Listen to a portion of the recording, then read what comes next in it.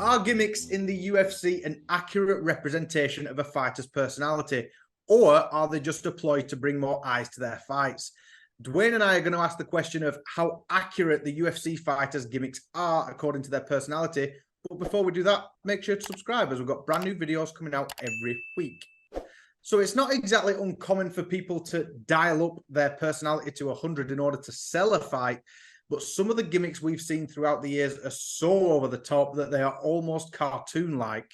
So, Dwayne, why is it that you actually like a gimmick in the UFC so much? I'm not sure. I think it's just it's that extra element of entertainment, isn't it? Because that's ultimately what we're here for, to be entertained. And when a fighter's coming out and he can not just put on a good fight, but make me laugh and entertain me, that's when I really hook on. I think that's what it's all about, really.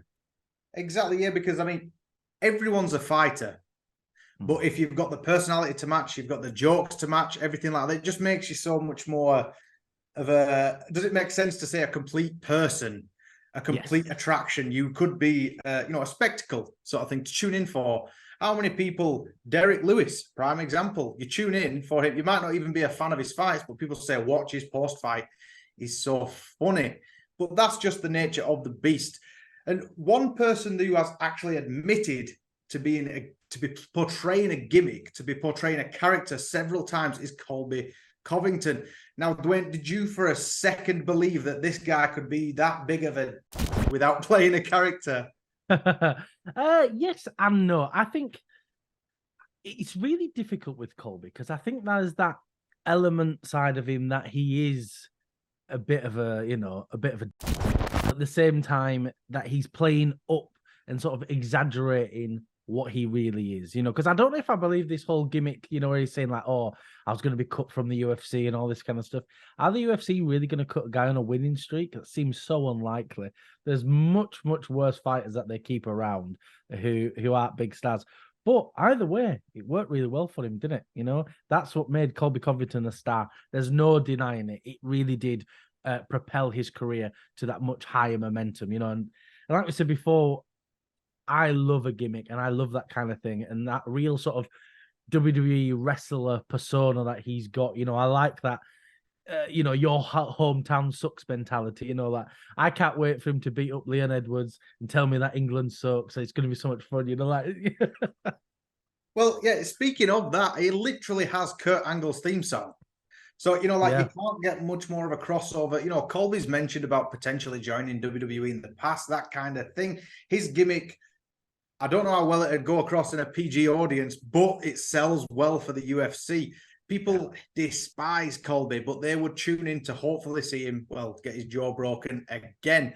But speaking of which, we all knew that before Colby, he was a gimmick leading into his rivalry with Kamaru Usman, the first and the second fight. That sold tickets. And even more so leading into his fight with Masvidal, because they had the built-in storyline there. They were the friends. But whatever came out of his mouth, it felt like there was a hell of a lot of venom coming out. It felt like just very much of a personal attack. But speaking of Masvidal, because he was firing back as well. Do you remember that press conference with Colby? It was just like two kids in the playground. Oh, terrible press conference. It was god-awful. But to say that we was looking forward to it as well. Bringing Masvidal into the equation, do you think I don't want to call it a gimmick as such, but this street fighter persona that he's got, because that is authentically him, but do you think that translates well to the UFC when it is a bog standard requirement that you're going to have to fight people? Yeah, definitely. I think, Masvidal really sort of capitalized on his gimmick, and gimmick's a difficult word, obviously, but that run in 2019 when he got that flying knee, he lent into that so hard. And look, it's made him the third biggest paid star in the UFC. It made him massive. And that's the thing with these gimmicks. It's not just about the gimmick. You have to be able to back it up, because sure, he could have come out, called himself Street Jesus and all that kind of stuff, but he had to put on that amazing performance with Ben Askren. And it's when those two things meet together and you can really excel as a character, as a fighter. And that whole year, he became a superstar out of it. Well, that's the thing. I remember after the Ben Askren fight when he said, I don't want to call me Street Jesus or nothing, but I've just baptized 2 dudes. I don't know what I'm doing with my hand. I'm just trying to remember what he did. It was 4 years ago, Dwayne. All right, 4 years ago, Masvidal's last win, but that's another story. But but I understand what you mean though, because no one would be tuning in to someone calling themselves Street Jesus who's on the early prelims of a fight night card. You've got to bring eyes to you in order to, put the bums in seats and to be able to sell a gimmick. Another quick fire example, it's not necessarily a gimmick, but we talk about him and he hasn't fought in a while, is Chris Barnett, the heavyweight, the dancing heavyweight. Yeah. Fantastic stuff, isn't it? Spinning heel kick because it knows it shouldn't happen. Speaking of Masvidal's last win, though, Dwayne, that leads us on to another street fighting persona of the Diaz brothers. I won't just talk about Nate solely. I'll talk about Nick as well. We'll include them in there. Now, they've got a huge fan base, a huge cult following. So I'll be careful in what I say, but do you really like what are they going to do? What are they going to do? Do a couple of doobies and write some mean messages. You'll be fine, Matt. Don't worry about it. all spelt wrong and everything. Yeah. But do you buy into this whole 40-year-old gang signs, all that kind of thing? It's not for me. A lot of people love it. I know I'm very much the outcast of it, but what do you think? Yeah. Well, it's not for me either, really. I don't know if it's necessarily fake, but I don't believe that they're gangsters or anything like that. It's like they're both really into healthy eating. They're working out all the time. They're very spiritual people. This whole I'm a gangster nonsense, I don't believe it at all. But what I do really like about Nate and Nick is sort of their ability to speak so plainly. Like, look when the UFC made Nate promote the Rock shoes, and the Rock just went, these shoes suck, he just lost it. And so I love that ability to just talk plainly, not worry about the sponsors. I'm going to say what I want to say. And at least there's that side of things. Well, that's something you can never argue with. They've always been authentically them. Personally, I always preferred Nick over Nate, but regardless of that, they've always got each other's backs. They're always there to fight, but it's just all the backlog that comes with it as well, isn't it? When you said they've got the ability to speak plainly, I was going to say, if you'd have left it at ability to speak, I'd be saying, what, you're talking about just Nick there, aren't you? You aren't talking about Nate. But once again, linking onto that, so obviously Nate Diaz had fantastic 2 fights with Conor McGregor.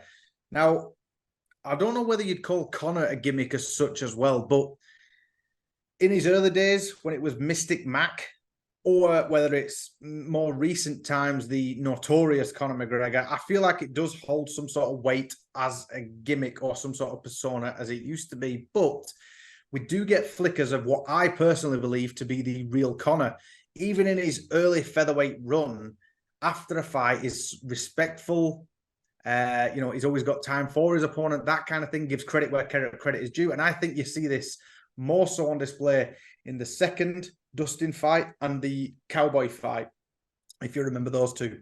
Yeah, 100%. I think you're so right. There is, no matter how much sort of trash Conor talks, once the fight's over, well, apart from the leg break, but again, that's a really tricky situation. I mean, I don't know how I'd be acting if I just snapped my leg in front of thousands of people. I don't know if I'd be particularly in a good mood either. But usually after a fight, he's very stoic. He's really focused on his opponent, and he shows a lot of respect. And I really like that side. I like that we're talking to build fights. I'm saying this stuff to sell the fight. Afterwards, I ain't bothered. I ain't got any hard feelings. I don't care. And it feels that that's what Conor's really focused on. And, earlier on I was saying, but you have to be able to back it up. And, with Conor, of course, he is definitely a character. He is a gimmick. It's like someone plucked Ric Flair and gave him a wicked spinning kick. That's what's happened, and put him in the UFC. And he has that whole persona, but he had that ability to back it up. So he'd talk all this trash and he'd get these amazing knockouts over Aldo. He put on an amazing performance against Eddie Alvarez. He looked good while doing these fights, and that's the key. You can't just come out with this big loudmouth gimmick and then not put on the performance. And that's what's happened to someone like Paddy. Paddy's come out, try to do the same thing, and he's not that level of fighter. And then people start to hate you. So with Gimmicks, it's definitely a double-ended sword. You know, it's so dangerous if you don't get it just right. I think you do have to back it up. And Conor, he can sell sand to the Arabs, can Conor? You know, if Conor's on a card, he could be fighting a mop in a telephone box and it would sell. But I believe that now we've seen in the second Dustin fight, firstly, after the Cowboy fight and then the second Dustin fight, in the third Dustin fight, it's like he tried bringing the old one back and it just didn't stick. Now it's like being told a storyline halfway through you're watching a series and then trying to continue it on. You're like, well, we know it's not true now. You know, we knew it wasn't before, but now you've just waved it in our face. And I don't know. I think that's in its day. If it was fine and if it had continued on with the sort of respectful thing, I think that could have probably stuck better, but maybe that's just a personal preference. Yeah. Bringing it into the modern era, Dwayne, with actual active fighters and fighters that are on a win streak, we have Bryce Mitchell. Bryce Mitchell is actually I love it. Favorite fighters. I'm the same as you, honestly. The Bible-loving, flat-earthing conspiracy theorist. I distinctively remember your reaction as soon as he said, no, this earth is flat. 100% it is flat. You are wrong, Michael Bisping. I remember you give me a call and you says 100% he is gimmick and I am here for it all day long. 100%. With Bryce, at first I wasn't sure. I thought he was just a bit mental. I genuinely thought, oh, this he's not all there. But then the second he did that Bisping podcast, I thought, oh, this is a character. You're playing this up. Because just the way he started screaming at Bisping and then he brought a Bible into his fight, it's just so obvious to me now that he is a character. And I'm all for it. You know, as long as he doesn't say anything super offensive and go too far, I'm for it. I think it's a good laugh, really, really fun. You know, and he's trying to get Dan Ige to pray with him in the octagon and stuff. Oh man, Bisping was having none of it. Bisping was like, no. Didn't he say like, oh, can we just do a prayer? And he went, no. I think it's carried on. The thing is, like, I think with Bryce, this is me just presuming. I think it's probably him, but as you are with the gimmick, it's dialed up to 100. Yeah. You know, like he probably does believe these things, which I don't care. Believe what you want, you know, that kind of thing, but really wants to push it. And you've got the platform to do it. This is prime time to be able to do it. This is your prime area in order to push whatever you want, to put more asses in seats. But Dwayne, if we can for a moment talk about the king, the king of trash talk, I believe, it's Uncle Chael Sonnen. Now, I actually do believe that he was more of it was way before his time. In the time that he was around, there was gimmicks and there was people playing up to a persona and for the camera, that kind of thing, but no one did it as so cool as Chael. And I am a little fanboy. I sound like one because I am. I think everyone's a fan of Chael, though, right? Everybody's a fanboy for him. It's just the way it is. Even if you don't like him as a fighter, he's just too funny not to be a fan of Chael Sonnen, right? You can't, the one of him that always gets me, the one where he says, I grew up on the mean streets of Westland, Oregon. He said, if you want me to share with you some of the stories that I've endured, then I will do. And he acts like really, really like disheartened, doesn't he, like that? And when he's talking about a guy publicly littered right in front of me, these are the things that I endured daily. And my father didn't make 100 grand or barely made 100 grand. You cannot. So good. Who's watching that going, oh, what a dick. God, this guy's a nightmare. And you're like, are you stupid? You know, like, he's so... People still don't understand it, don't they? People still don't realize that it's a gimmick. He doesn't mean this stuff. He doesn't really think he had a hard life. He's playing up to it. He's making you annoyed so that you start talking about him. And he still does it now. That's what I love about Chael. He's still lying to this day.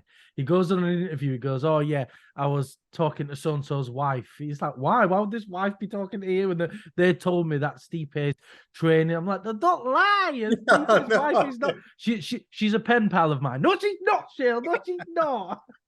But I love it. I'm all for it.